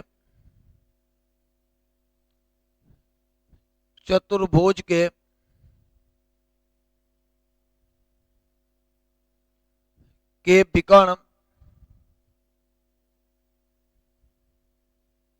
है ना, एक दूसरे को मध्य बिंदु पर समद्विभाजित करते हैं। विकर्ण एक दूसरे को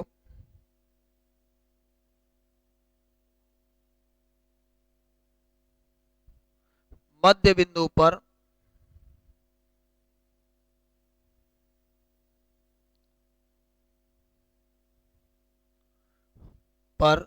समद्विभाजित करते हैं। समद्विभाजित,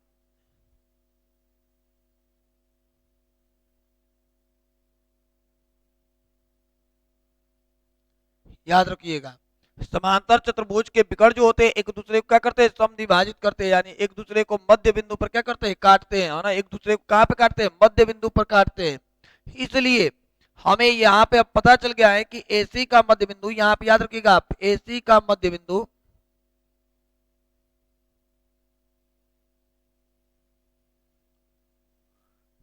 इक्वल टू, अब हम क्या निकाल देंगे? एसी का मध्य बिंदु इक्वल टू बीडी का मध्य बिंदु, बीडी का मध्य बिंदु।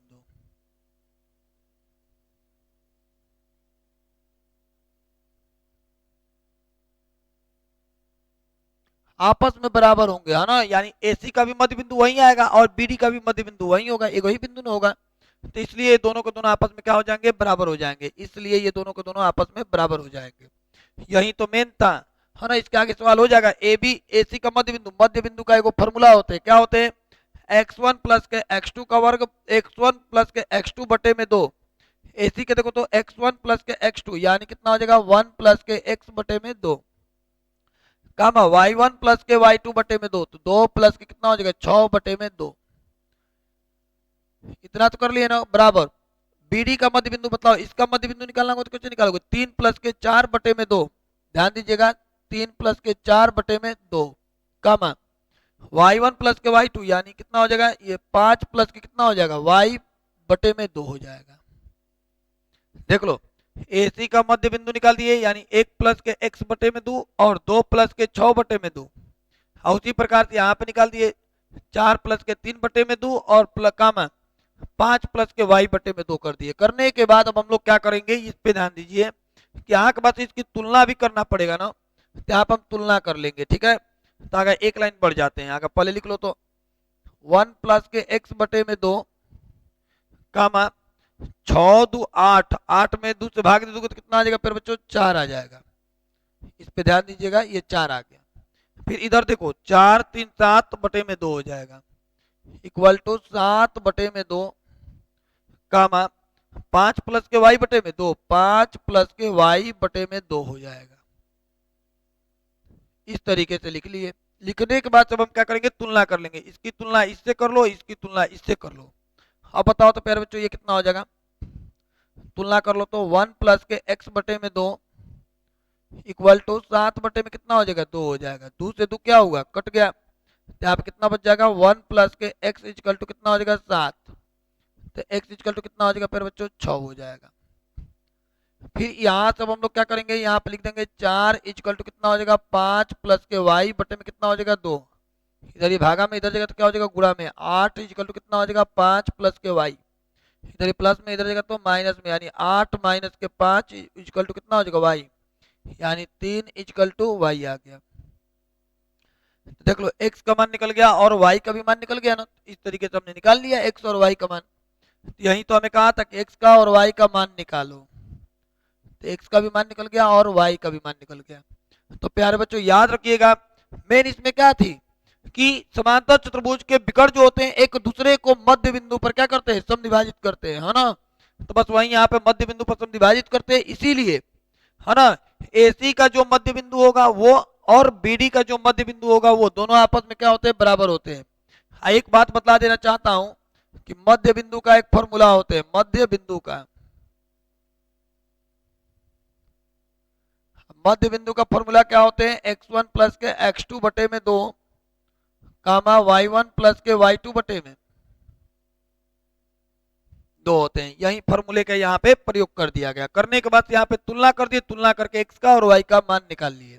तो प्यारे बच्चों ये देखो, ये 7 नंबर क्वेश्चन था, कितना अच्छा क्वेश्चन था, इस पे ध्यान दीजिएगा आप लोग। अब चलते हैं 8वां नंबर क्वेश्चन के पास, उसको भी देख लेते हैं। इसको स्क्रीनशॉट लेना होगा तो आप लोग स्क्रीनशॉट भी ले सकते हो। इस पर ध्यान दीजिएगा। देखो 8वां नंबर क्वेश्चन क्या कह रहा है, इस पे हम लोगों को सबसे ज्यादा ध्यान रहे। और एक बात प्यारे याद रख लीजिए कि हम भी मेहनत कर रहे हैं, थोड़ा सा बस एक सब्सक्राइबर बढ़ाना है और थोड़ा सा एक लाइक करना है, इससे बेहतर आप लोगों को कुछ नहीं करना है। ज्यादा से ज्यादा करोगे तो एक शेयर भी कर देना, ठीक है ना। तो इस तरीके के सवाल को अब हम लोग देखते हैं कैसे हल किया जाएगा, ये समझिएगा।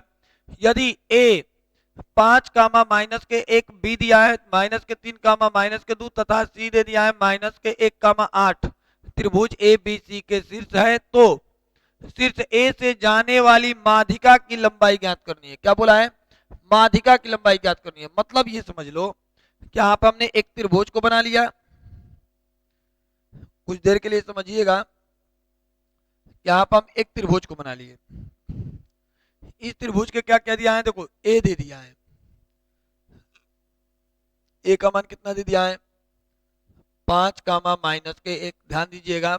B का मान दे दिया है हमको, B का मान दे दिया है माइनस के 3 कामा माइनस के 2, और C का मान दे दिया है प्यारे बच्चों कितना, माइनस के 1 कामा 8।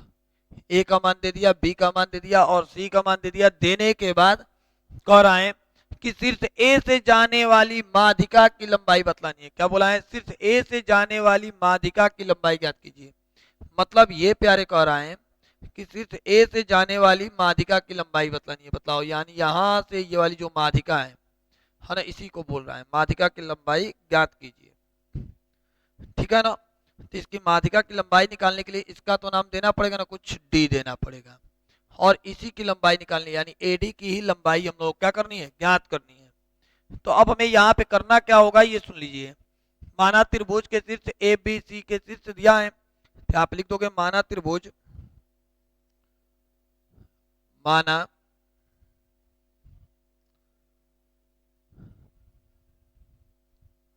त्रिभुज ABC के शीर्ष A कितना दे दिया है प्यारे बच्चों, A दे दिया है हम लोगों को 5 कामा माइनस के 1, B कितना दे दिया है प्यारे बच्चों माइनस के 3 कामा माइनस के 2, और C कितना दे दिया है प्यारे बच्चों माइनस के 1 कामा 8 है, यही ना दिया है। अब यहाँ पे क्या लिखोगे, BC का मध्य बिंदु लिख दोगे। क्या लिखोगे, BC का मध्य बिंदु, BC का मध्य बिंदु। अभी इसके पहले बतलाया है ना, BC का मध्य बिंदु को क्या माने, D। BC जो है देखो, BC का जो मध्य बिंदु है वो क्या है, D है। यहाँ पे निकाल दोगे, चूंकि BC का मध्य बिंदु D। हाँ, D के निर्देशांक निकालने के लिए देखो मध्य बिंदु का एक फॉर्मूला होता है, जो अभी हम बतलाए थे। मध्य बिंदु का एक फॉर्मूला होते हैं, मध्य बिंदु का क्या होते हैं प्यारे बच्चों, x1 प्लस के x2 बटे में 2 कामा y1 प्लस के y2 बटे में 2 होते हैं, यही ना फॉर्मूला होते हैं। तो वही काम यहाँ पे कर दोगे। देखो x1 प्लस के x2, x1 प्लस के x2 यानी -3 और माइनस के 1 बटे में 2 कामा y1 प्लस के y2 यानी कितना हो जाएगा माइनस के 2, अब प्लस के कितना हो जाएगा 8 बटे में कितना हो जाएगा 2 हो जाएगा। इसको जब हम सॉल्व करेंगे तो कितना आ जाएगा माइनस के 4 बटे में 2 यानी कितना हो जाएगा माइनस के 2 कामा, इसको करेंगे तो कितना आएगा 6, 6 में 2 से भाग तो कितना आ जाएगा 3 आ जाएगा। यानी क्या निकल गया प्यारे बच्चों, D का निर्देशांक निकल गया कितना, -2 कामा 3 निकल गया। तो बताओ तो ये डी बिंदु निकाल दिया ना। डी बिंदु जब निकल गया, देखो बीसी का मध्य बिंदु डी, डी के निर्देशांक निकल गया ना, इस पर ध्यान दीजिएगा, डी का निर्देशांक निकल गया है ना, बिंदु डी निकल गया। अब बिंदु डी निकालने के बाद से इसकी लंबाई निकालनी, ए से डी की लंबाई निकालनी है, तो एडी की लंबाई निकाल दो। यहाँ पे लिख दोगे एडी की लंबाई, एडी की माध्यिका एडी की लंबाई लिख दोगे, यहाँ पे ऐसे लिख देना, माध्यिका एडी की लंबाई।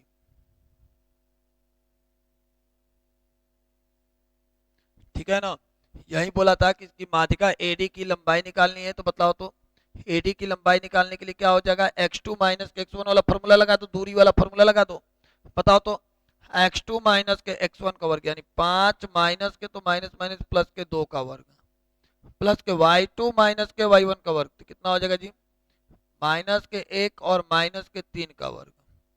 तो अब बताओ तो प्यारे बच्चों कितना हो जाएगा, 5 दो 7 का वर्ग, अब प्लस के ये कितना हो जाएगा, माइनस के 3 और ये माइनस के 1, तो यानी माइनस के 4 का वर्ग।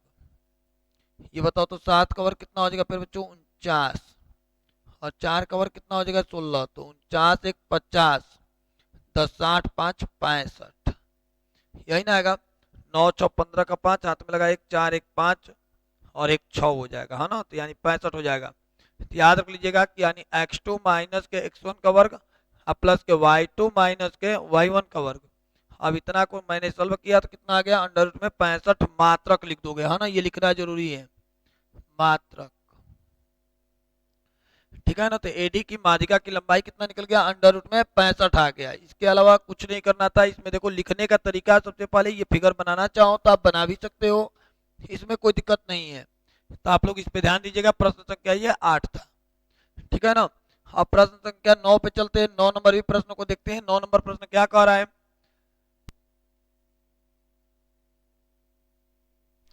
प्यारे बच्चों इस तरीके के अगर प्रश्न मिलते हैं, कह रहा है कि एक समचतुर्भुज का क्षेत्रफल ज्ञात कीजिए। ये एनसीईआरटी किताब का सबसे महत्वपूर्ण प्रश्न है, समझ रहे हो ना। तो कह रहा है कि एक समचतुर्भुज का क्षेत्रफल ज्ञात कीजिए जिसके शीर्ष इसी क्रम में, है ना, इतना 3 कामा 0 4 कामा 5 और माइनस के 1 कामा 4, उसके बाद से दिया है माइनस के 2 कामा 1 है। तो कह रहा है कि समचतुर्भुज का क्षेत्रफल निकालना है। क्या निकालना है फिर बच्चों, क्षेत्रफल निकालना है समचतुर्भुज का। ये समचतुर्भुज होते हैं, समझ रहे हो ना, इस पर ध्यान दीजिएगा। आप लोग समचतुर्भुज बना भी देते हैं, यहाँ से ध्यान दीजिए, इस तरीके से हो गया, ये समचतुर्भुज हो गया। समचतुर्भुज का क्षेत्रफल का फॉर्मूला होते हैं, समझिएगा आप लोग, ये समचतुर्भुज के क्षेत्रफल का फॉर्मूला होते हैं, समचतुर्भुज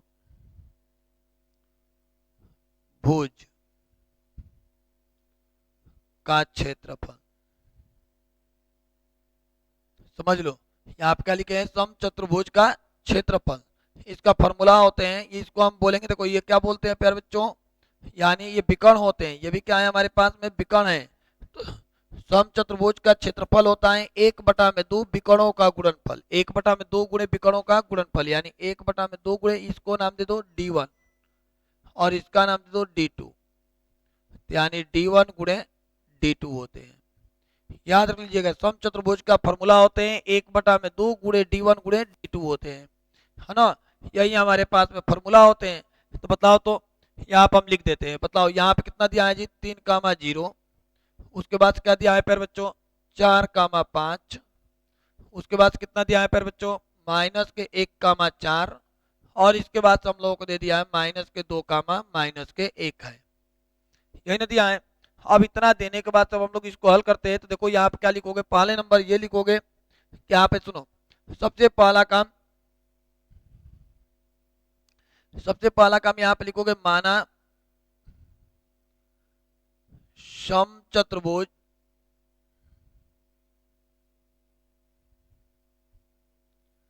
के शीर्ष, ठीक है ना, माना समचतुर्भुज के शीर्ष ए कितना दे दिया, 3 कामा 0 लिख दो, बी कितना लिख दोगे, 4 कामा 5, ये 4 कामा 5, और सी कितना लिख दिए, सी इसको मान लो माइनस के 1,4 उसके बाद से दिया है और डी लिख दो। डी का मान हो गया माइनस के 2 माइनस के 1 है। ऐसे लिख लिए ना। लिखने के बाद सब हम क्या निकालेंगे, विकर्ण निकाल दो। यहाँ पे लिखोगे विकर्ण, विकर्ण क्या लिख दोगे, विकर्ण हमारे पास में इसका नाम ए दे दिया गया है, इसका नाम बी दे दिया, इसका नाम सी दे दिया और इसका नाम डी दे दिया, तो ए सी निकाल दो। विकर्ण ए सी बताओ तो ए सी निकालोगे कैसे, देखो ए सी निकालने के लिए हमें क्या करना होगा, x2 माइनस के x1 का वर्ग प्लस के y2 माइनस के y1 का वर्ग। तो बताओ तो x2 माइनस के x1 का वर्ग, यानी ऐसे भी हम लोग लिख सकते हैं 3 माइनस के 1 का वर्ग, तो माइनस माइनस प्लस हो जाएगा, प्लस के ये देखो तो 0 माइनस के 4 का वर्ग, देख लो 3 माइनस के 1 का वर्ग, फिर इसके को हम कर दिए तो ये वाला मिल गया। मिलने के बाद जब हम इसको हल कर देंगे तो कितना आ जाएगा फिर बच्चों, 3 1 4 का वर्ग प्लस के इसको करोगे तो कितना आ जाएगा, माइनस के 4 का वर्ग। तो हम जब इसको हल करेंगे तो कितना आ जाएगा, 4 चौका 16 प्लस के 16, यानी कितना हो जाएगा फिर बच्चों, अंडर रूट में 32 हो जाएगा, ठीक है ना। अब 32 को हम लोग क्या लिख सकते हैं, 4 अंडर रूट में 2 लिख सकते हैं, ठीक है ना।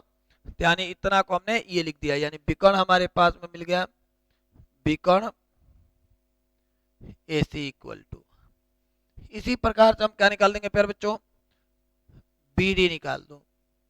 विकर्ण बी डी क्या निकालोगे, बी डी की लंबाई निकाल दो, यही ना विकर्ण है। तो बताओ तो विकर्ण बी डी कैसे निकलेगा प्यारे बच्चों, तो अभी देखो 4 माइनस के 2, तो 4 माइनस माइनस प्लस के 2 हो जाएगा, प्लस के अब देखो तो 5 और प्लस के 1 हो जाएगा, है ना। तो यहाँ पे लिख दोगे 5 प्लस के 1 का वर्ग। अब इसको क्या कर दोगे प्यारे बच्चों, 4 2 6, 6 का वर्ग कितना हो जाएगा 36, अब प्लस के कितना हो जाएगा 5 1 6, 6 का वर्ग कितना हो जाएगा 36 हो जाएगा, 36 36 को जोड़ोगे तो कितना हो जाएगा 72 हो जाएगा, है ना। 72 हो जाएगा कि नहीं, तो देखो तो इसके को अब हम लोग क्या लिख सकते हैं, यहाँ पे लिख दे रहा हूँ तो ध्यान दीजिएगा आप लोग। अब देखो तो बी डी इक्वल टू कितना मिल जाएगा फिर बच्चों, बी डी इक्वल टू हम लोगों को मिल जाएगा, विकर्ण बी डी इक्वल टू हम लोगों को मिल जाएगा, यानी 6 अंडर रूट में कितना हो जाएगा 2 हो जाएगा। क्यों हो गया, क्योंकि 72 को लिख सकते हो 36 दूना 72, है ना। तो 36 दूना 72 होगा तो 36 का वर्गमूल कितना हो जाएगा 6 हो जाएगा और अंडर रूट में 2 आ जाएगा। ये विकर्ण हम लोगों को मिल गया, फिर से विकर्ण बी डी निकल गया। अब हम यहाँ पे लिख देंगे सम चतुर्भुज का क्षेत्रफल, सम चतुर्भुज का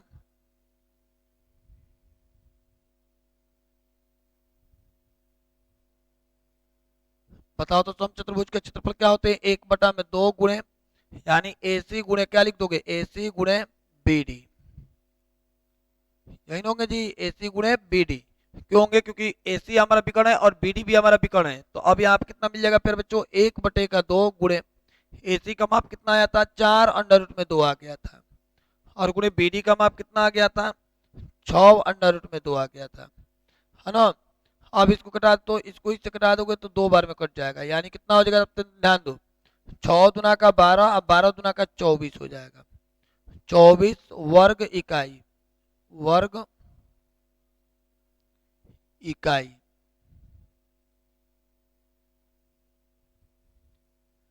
ये वर्ग इकाई भी लिखना जरूरी है ना, याद रख लीजिएगा, क्योंकि यूनिट हमारा स्क्वायर में होता है। तो हमको हल करने का तरीका ये पता चला ना, पहले शीर्ष लिख लोगे, विकर्ण निकाल लोगे, D1 निकाल लोगे, फिर D2 निकाल लो, निकाल करके क्षेत्रफल निकाल दो, है ना। तो इस तरीके से इस क्वेश्चन को हम लोग सॉल्व करेंगे। ये एनसीईआरटी का क्वेश्चन है प्यारे बच्चों, सबसे महत्वपूर्ण क्वेश्चन है।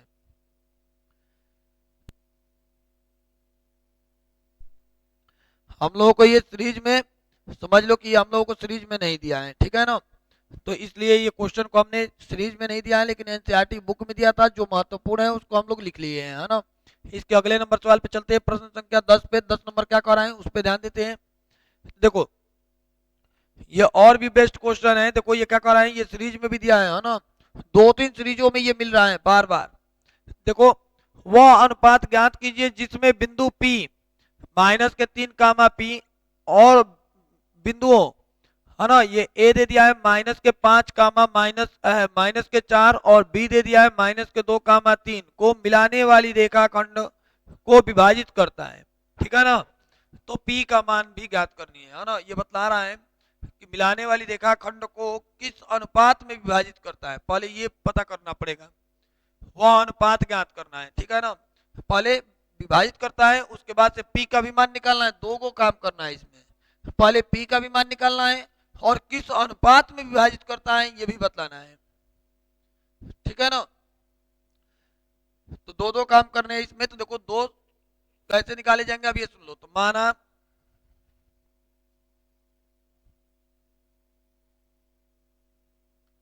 बिंदु P कितना दिया है, -3, है ना। रेखाखंड को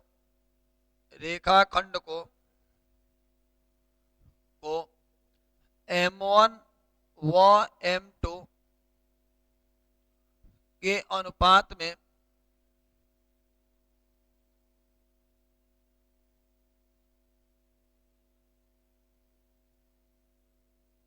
विभाजित करता है।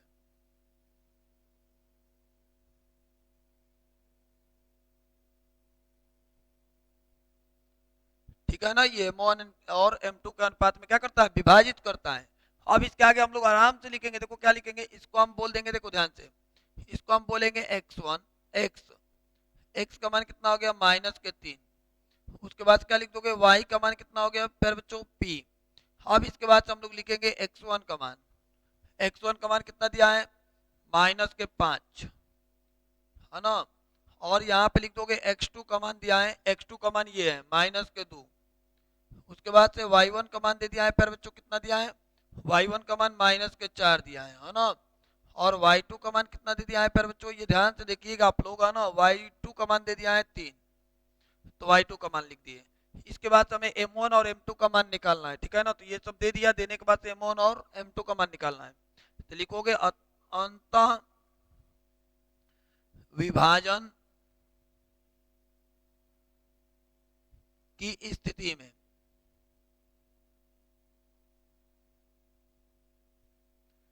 इसका एक फॉर्मूला होते हैं, x = m1x2 प्लस के m2x1 बटे में कितना होते हैं फिर बच्चों, m1 प्लस के m2 होते हैं, ठीक है ना। तो अब बताओ, तो m1 x का मान कितना दे दिया है, -3 दिया है। ध्यान से देखिएगा, मान को सही ढंग से पुट करना है।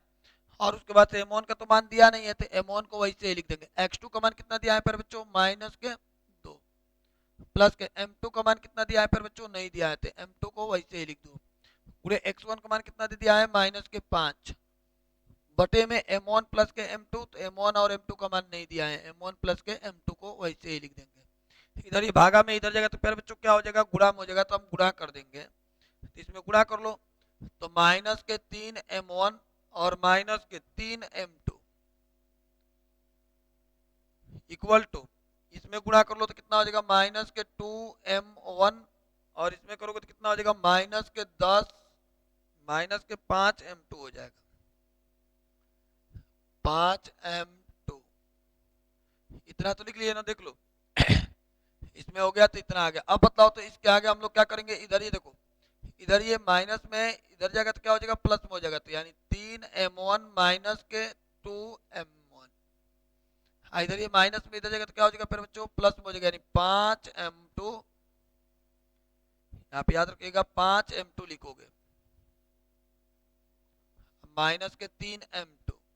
बताओ, तो 5m2 में से 3m2 जाएगा तो कितना बच जाएगा, 2m2, है ना। इस पे ध्यान दीजिएगा आप लोग, यहाँ पर हम लोग लिखेंगे 2m2 लिखेंगे, 2m2 इक्वल टू कितना हो जाएगा, m1 हो जाएगा। अब बताओ, तो इधर गुणा में इधर जगह तो क्या हो जाएगा, भागा में जाएगा, 2 बटे में 1 इक्वल टू कितना हो जाएगा, m1 बटे में m2 आ जाएगा। तो बताओ, तो m1 बटे में m2 का मान निकाल लिया ना प्यारे बच्चों, इसमें कोई दिक्कत तो नहीं ना है। देख लो, m1 बटे में m2 का अनुपात निकल गया। पहले ये बोला था कि वह अनुपात ज्ञात कीजिए, है ना, रेखाखंड को विभाजित करने वाले बिंदु के निर्देशांक। अब देखो P भी दिया है, तो अब P का भी मान निकालना है। तो P का मान कैसे निकलेगा, तो यहाँ पे y इक्वल टू एक फॉर्मूला होते हैं, क्या होते हैं, m1x2, नहीं रुको, y का एक फॉर्मूला होते हैं, क्या होते हैं, m1y2 प्लस के m2y1 बटे में कितना होता है फिर बच्चों, m1 प्लस के m2 होते हैं। ठीक है ना, ये बहुत आसान है। तो देखो एम वाई का मान कितना दिया है फिर बच्चों, देखो वाई का मान p दिया है, तो हम यहाँ पे p को लिख देंगे। m1 का मान कितना दे दिया, आप यहाँ से देख लो 2 गुणे, और y2 का मान कितना दिया है, यहाँ पे देख लो y2 का मान हमें यहाँ पे कितना दिया है 3, तो यहाँ पे 3 लिख दोगे, प्लस m2 का मान कितना हो जाएगा 1 गुणे y1 का मान कितना है माइनस के 4 है, तो माइनस के 4 बटे में m1 प्लस के m2 यानी 2 प्लस के 3, 2 प्लस के 1 लिखोगे, 2 प्लस के 1 लिख लो। अब इसके आगे समझो तो इतना तो लिख लिए ना। अब यहाँ से p का मान निकल जाएगा, इसको सॉल्व कर दो, p का मान निकल जाएगा। बताओ तो p इक्वल टू कितना हो जाएगा, 3 गुना का 6 माइनस के 4 बटे में कितना हो जाएगा 3 हो जाएगा। तो यहाँ पर हम लोग लिख सकते हैं p इक्वल टू 2 बटे में 3। p का मान कितना आ गया, 2 बटे में 3 आ गया, ये p का मान निकल गया। और ये बोला था कि इसका रेशियो निकालना है, वह किस अनुपात में विभाजित करता है, तो हमें विभाजित भी निकल गया।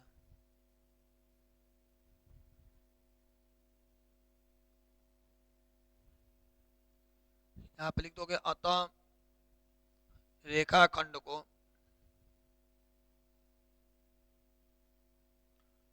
2 रेशियो यानी 2 अनुपात 1 के अनुपात में विभाजित करता है।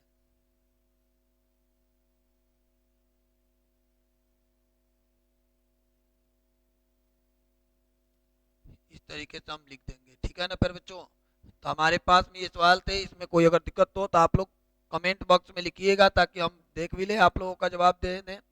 तो प्यारे बच्चों एक बात मैं बता देना चाहता हूँ कि आज की जो क्लास थी यानी निर्देशांक ज्यामिति की थी, अब पूरा निर्देशांक ज्यामिति हम लोग अच्छे ढंग से पढ़ चुके हैं।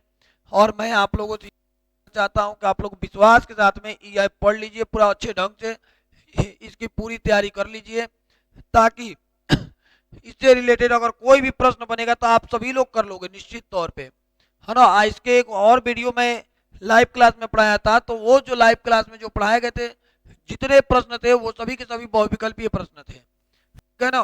कुल टोटल वहां पे 22 बहुविकल्पीय प्रश्न बताए गए थे। और मैं आप लोगों को ये बता देना चाहता हूं कि ये कैदी बैच में जो है कि जितने क्वेश्चन है वो सभी के सभी महत्वपूर्ण है, इससे बाहर कुछ भी नहीं पूछने वाला है। तो प्यारे बच्चों आप सब लोग इसको बिना स्किप किए आप लोग अंत तक क्लास को देखिएगा ताकि आप लोगों को पूरे अच्छे ढंग से समझ में आ जाए, है ना। तो मैं आप लोगों से ये कहना चाहता हूँ कि प्यारे बच्चों एक बार हमारे चैनल को सब्सक्राइब कीजिएगा, लाइक कीजिएगा और शेयर भी कर दीजिएगा, ठीक है ना। और कल की क्लास जो होने वाली है वो हमारी क्लासेस चलने वाली है किसका, त्रिकोणमिति का, ठीक है ना। जो त्रिकोणमिति सबसे बेहतर क्वेश्चन बनाता है, समझ रहे हो ना, तो उससे 6 नंबर का भी क्वेश्चन बनते हैं, 4 नंबर का भी क्वेश्चन बनते हैं, 2 नंबर का भी क्वेश्चन बन जाते हैं और 1 नंबर का भी क्वेश्चन बन जाते हैं। त्रिकोणमिति से मतलब कुछ बचता ही नहीं है। अति लघु उत्तरी के भी प्रश्न बन जाते हैं, लघु उत्तरी के भी बन जाते हैं और दीर्घ उत्तरी के भी प्रश्न बन जाते हैं।